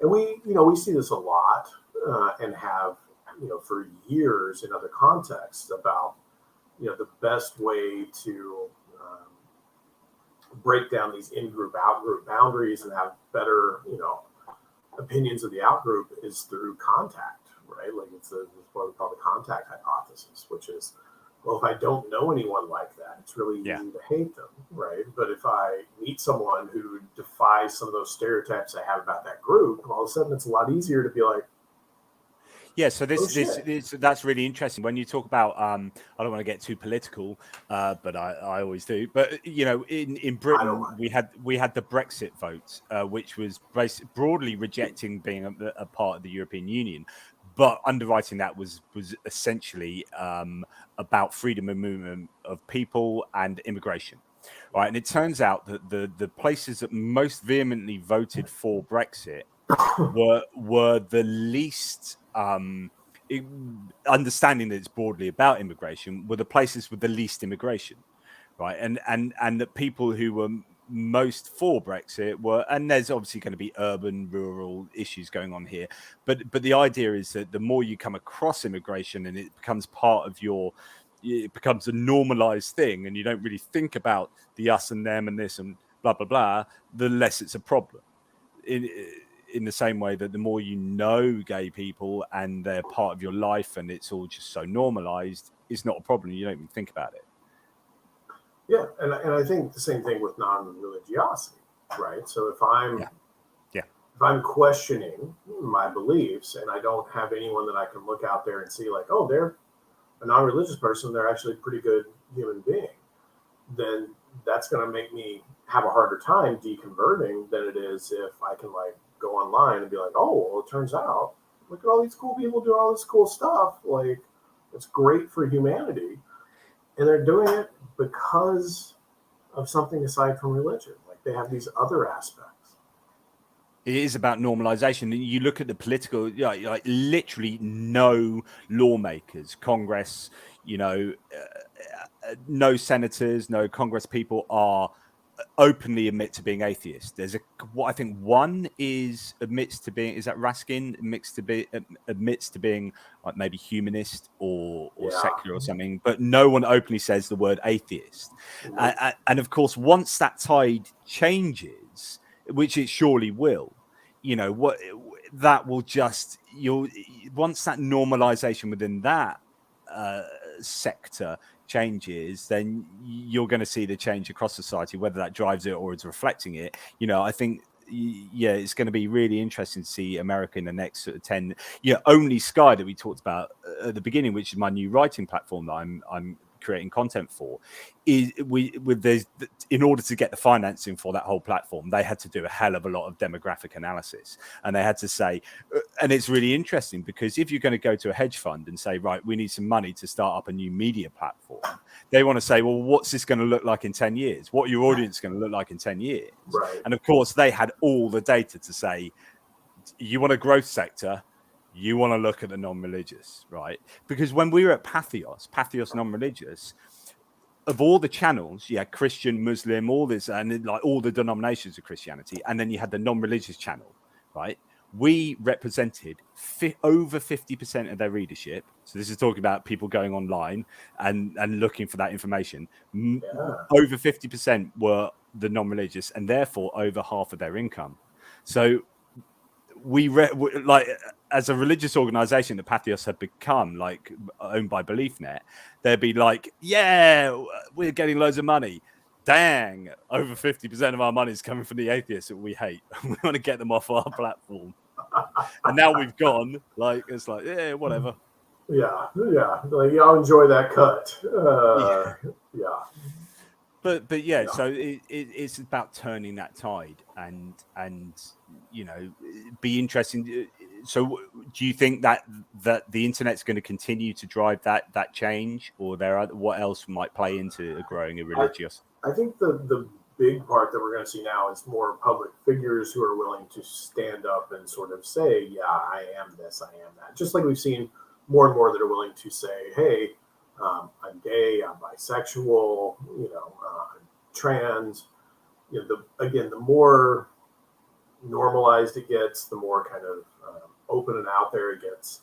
I think we'll see increasingly large numbers of particularly under 35s that will be openly admitting that they're not religious. Well, just as we start sort of wrapping things up in a second, this observation is interesting. So, nationalist movement. We now have evangelicals that have turned into Christian nationalists here in the US. Dominionists and Christian. So, interestingly, to mention Only Sky again, one areas of concern that we're going to be writing and campaigning a lot about is Christian nationalism.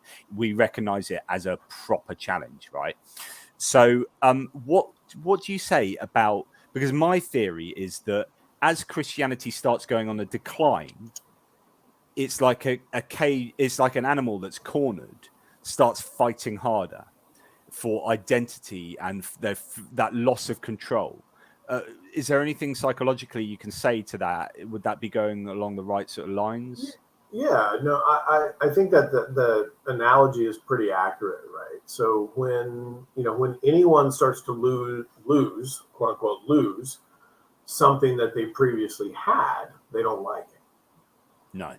Now, I would argue that there's nothing actually being lost, right? And instead, it's just a perceived loss of status of being, hey, I need to, be the most important person or in control of everything.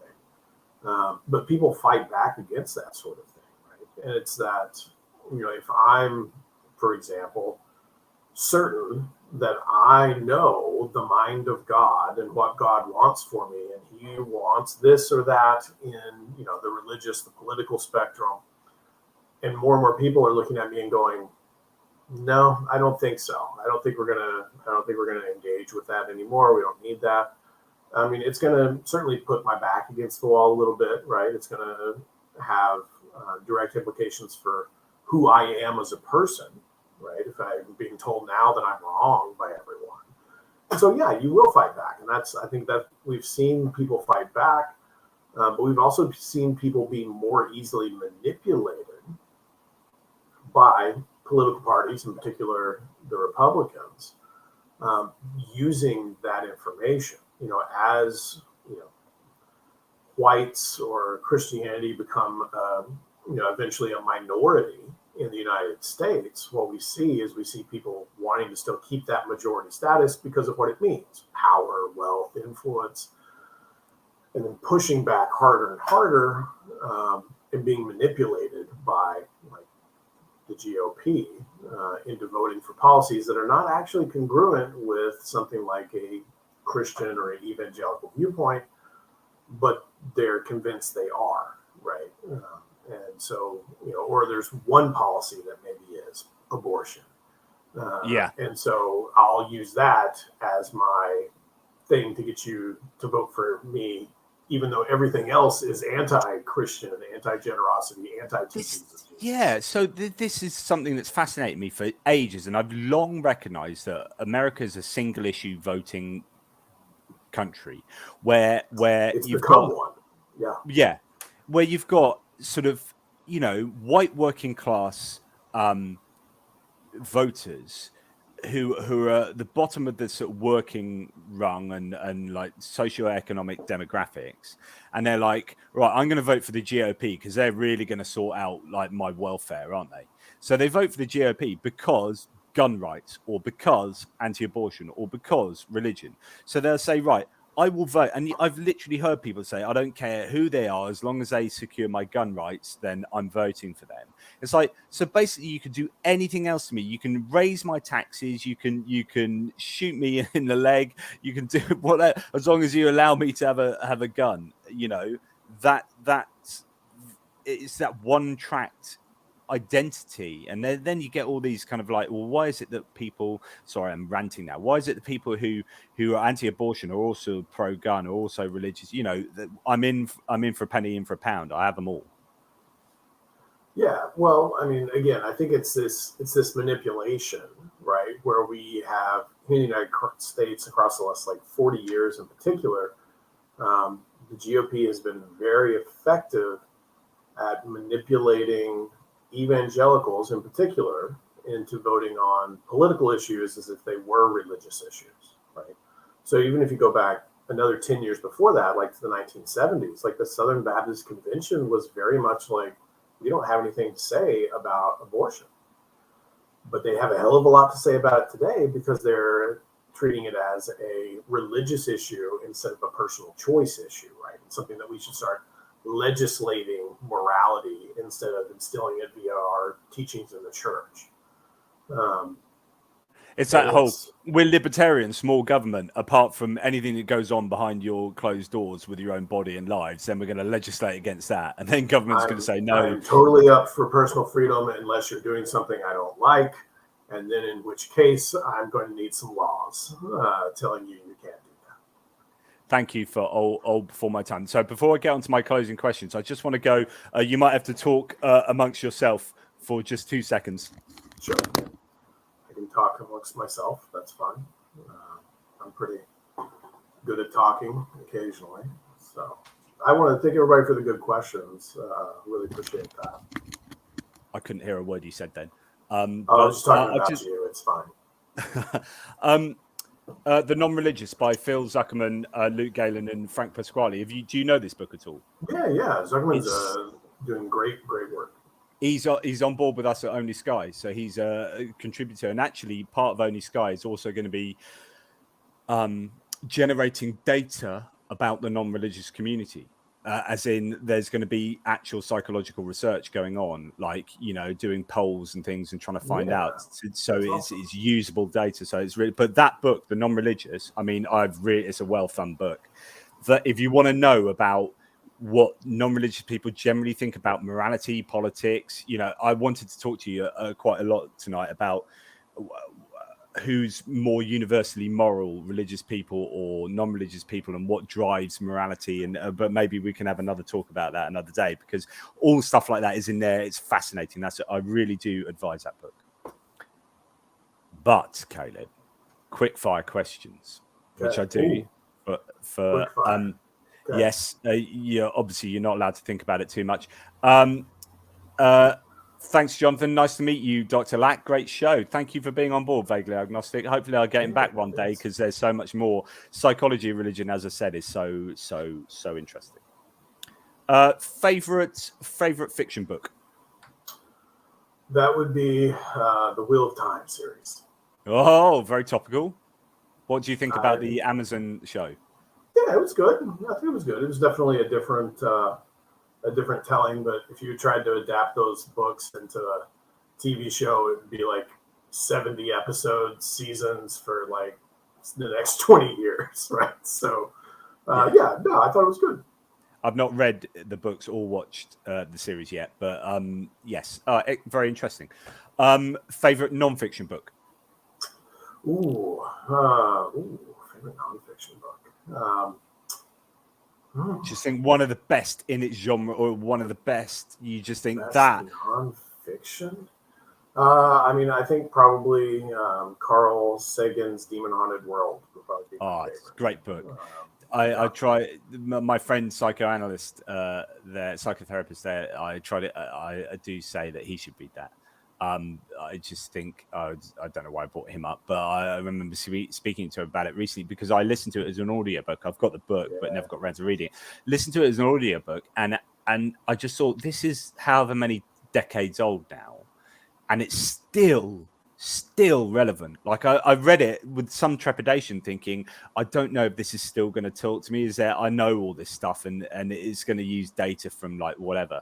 No, it was really worth reading. Absolutely brilliant. Sagan was an incredible communicator, all mediums, and I think that's his top book. Brilliant. What's the weirdest hobby you have? Weirdest hobby?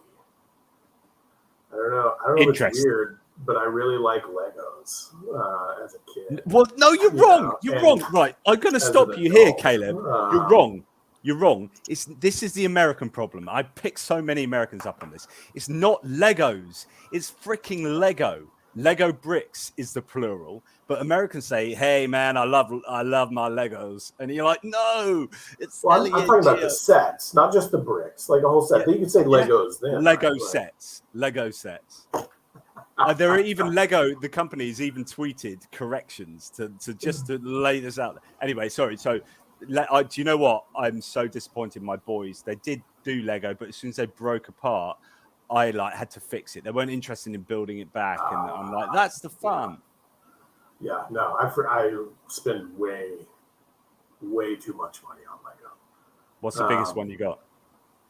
I got the medieval blacksmith set,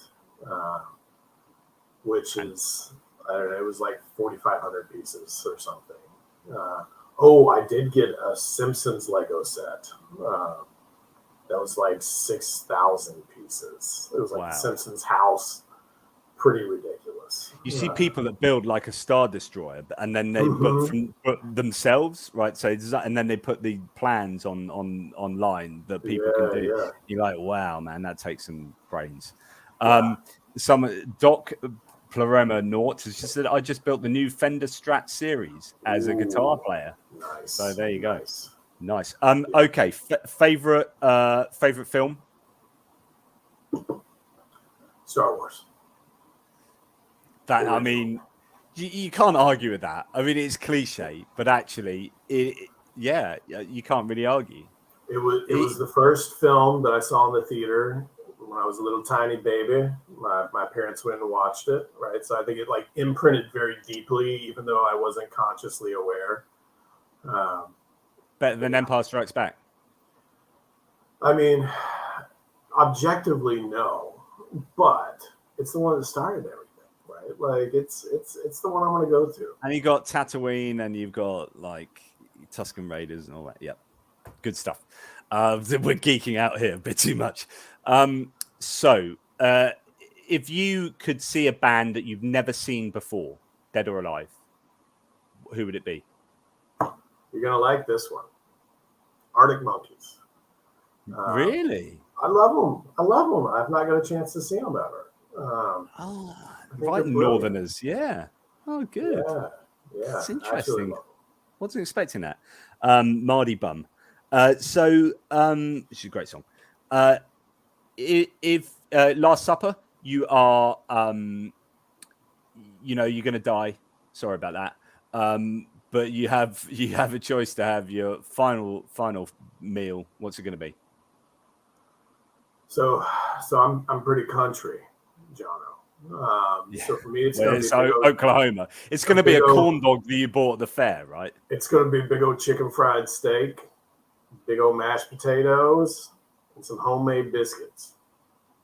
I talked about right. This is I love this is one of those weird coincidences where if I prayed for this, this would prove God. Those like coincidences like this is a specified complexity that means that God must exist type thing.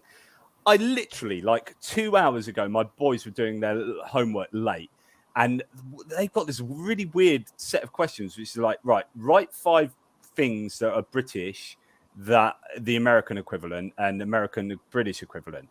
And one of my boys wrote biscuit and then said cookie is the American equivalent, which is correct. And I said, right, now you can do biscuit as the American and dumpling is the UK equivalent, because Americans use biscuit because they're wrong and they just don't know how to use language.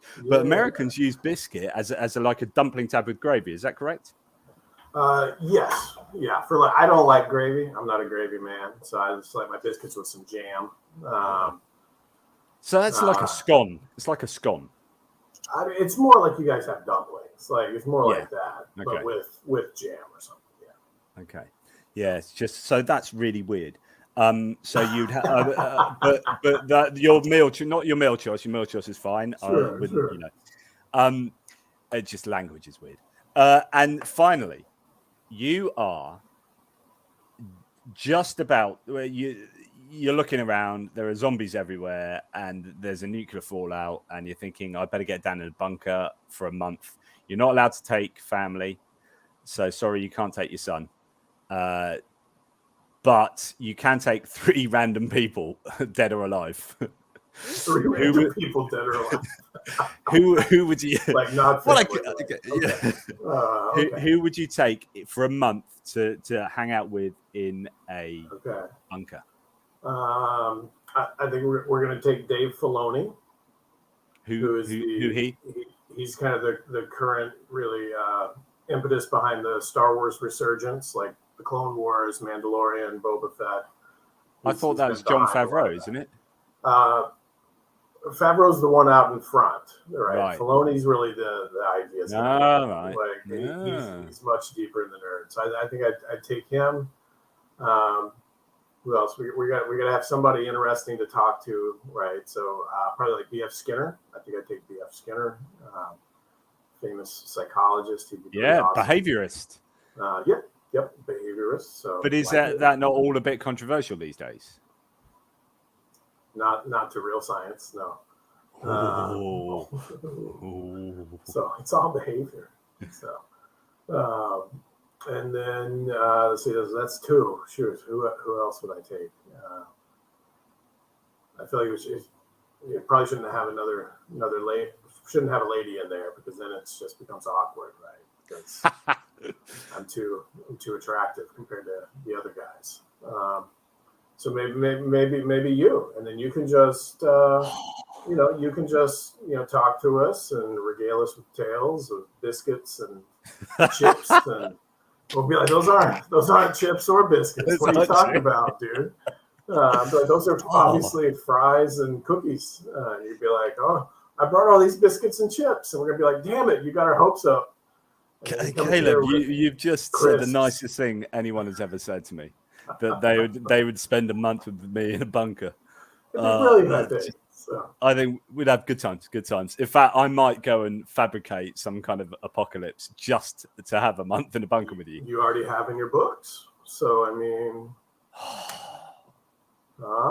Survival of the Fittest, Metamorphosis. Come on, guys, get it. They're great. I love them. Fiction and the sequel, Survival of the Fittest adaptation. They're both available. Get them, please. So this is a bonus question. I have a Skinner box on my mantle, says Doc Roma Nort. Bonus question: Elon Musk or Jeff Bezos? Like, which one would I get rid of? I don't know. You answer that. I mean, I buy a lot from Amazon because I don't like going to stores. So, yes, Bezos. Like, yeah, Musk seems like a real unpleasant person. I don't think. I'm sure Bezos is too, but at least he could deliver my supplies. Do you think Bezos had like because when you've got all the money in the world, what do? Well, you build a rocket and fly to space, and then he looked back down from his penis rocket from the shaft of his vehicle, and he looked down on the earth, and I think he's had this kind of moment of like, I don't know, where he's then come down and said, "Oh, do you know what? I'm going to give a lot of money to charity," and he's starting to do kind of much more anthropological stuff because and what's the word? Philanthropic. So no, I had a real MS moment where I couldn't remember the word there. So he's doing loads of philanthropic stuff now because I think he's kind of like, when you have that much money, surely what is driving you on in life? What gives you the purpose and meaning? He must have had some kind of existential kind of realization when he was up there. And then a lot of the astronauts do. Like the first ones, that went up, they reported being this very kind of almost spiritual, religious experience, like seeing the Earth as a whole and not seeing these divisions and things like that. So, I think, maybe he did, or maybe he just needed some tax breaks, or maybe he was fueled on Viagra. Yeah, just got that bad boy up there. Just got it on the straight and narrow, right up to that. Anyway, there are too many gags. Dr. Lack, where are you around on the internet? Do you want to be found? Yeah, I'm on CalebBlack.com, so you can go there. You can find me on Facebook. Search up Caleb Black. If anybody wants to see me, my next big presentation that'll be kind of web-based is going to be on the Conference on Religious Trauma. Really? Court 2022. So you can look up Conference on Religious Trauma. I'm actually going to be speaking about why, even though some people become religious, they're still afraid of hell and that concept. And kind of oh God, I want to talk about that. I want to talk about that. So can we talk again? Well, yeah, but maybe after that. So I don't want to. When's that? Preempt them. That's the end of April. Right, June. Is that June? We'll be on. I'll be on. Yeah, we're talking in June. No, because I love the ideas of hell and the fact that hell appears to be being rejected a little bit more these days, possibly for psychological reasons, because it's doesn't fit in with how we view the world in our modern morality. Again, a bit like what we were talking about before. Sorry, I interrupted again. Go for it. So you're doing Court 22. Yeah. And I do a lot of like clinical trainings and things like that are often streamed. If anybody is interested in clinical trainings, shoot me a message. I can tell you where those are located. And I cannot be found at the local Oklahoma Walmart because I don't like shopping. So I just literally have everything shipped to the house. I don't even shop for my groceries. I just have people bring them here because I hate shopping, even pre-pandemic. So yeah. Find me at the farm. Do you just hate people? Generally, yes. No. It's just not something that I find like it's not a way to spend my time that I enjoy, right? So why would I why would I spend my time doing something I don't enjoy if I can do something else? Fair enough. Fair enough. I'm glad Doc Pleroma Naut enjoyed a bit of psych chat. Hopefully, you know, we'll get Caleb back in June. He's a good man. He really is a good man. I love seeing pictures of your pigs. They're brilliant, aren't they? He's got a little sort of small holding in Oklahoma where he just rears animals to eat them. No. I should just sell them. I just wonder, do you actually eat them at all? Not these. No, they're all just mostly to help keep all of the grass and the scrub and the brush across the acreage just cleaned up. So yeah. Nice. Yeah, they're too cute. You can't name them and then eat them. Anyway, thank you so much, Caleb. Thank you to all you supporters out there. Thank you for tuning in. Thank you for the live chats, and thank you for the very generous super chats that you sent my way. So really, really appreciate that. It's what allows me to keep doing this, and does allow my partner to remain upstairs, not so pissed off with me, because I can justify it. So thanks so much, Caleb. You're a legend, and we shall speak again. But as ever, guys, question everything. And as Caleb would tell you in his book on critical thinking, question everything, particularly yourselves, as I always say at the end of the video. What would be your last remarks, Caleb? Make sure that just because you believe something, it's not because you only want to believe it. Boom. Wishful thinking fallacy.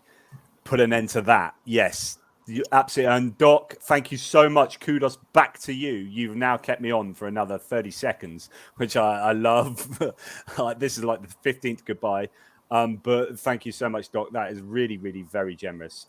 Really appreciate that. And yeah, Caleb, that's absolutely right. There are so many situations where we believe things. So we were talking about this on Gnostic Informants podcast last night about wishful thinking, where people will just end up, and in this day where you can choose whatever belief you want and find it on the internet, there is this idea that you can just believe things because it sits nicely with you, or it's quite a nice belief, or because whatever. Don't believe things because you want to believe them because they are sensible. Thanks, guys. Take it easy. Laters. Thanks, everybody.